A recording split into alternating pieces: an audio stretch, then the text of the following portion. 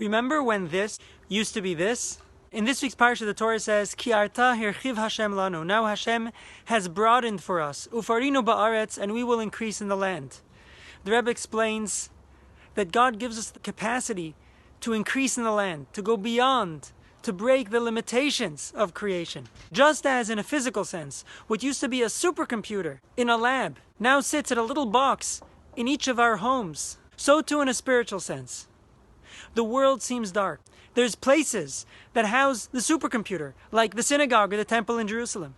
But just as in the physical sense, we continue to expand and push past the previous limitations, so too in a spiritual sense. We have to find meaning in the experiences in our own homes, whether it's putting on tefillin, lighting the Shabbat candles, giving some tzedakah, learning a little Torah, any mitzvah that we do.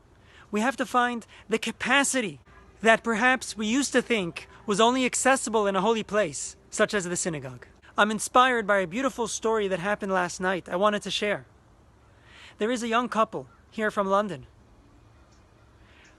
just recently married, and unfortunately they discovered during their first pregnancy that the baby soon to be born has a rare heart condition. The world specialist for this condition is here in Stanford Children's Hospital. A friend of theirs from London has a friend in LA and mentioned to her about this couple that's here for several months now, awaiting the birth of the baby with uncertainty yet hope.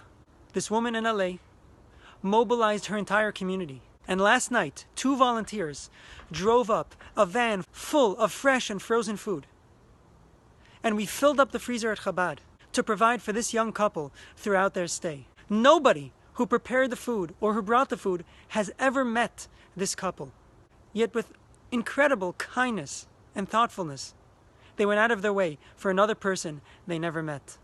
Shabbat Shalom.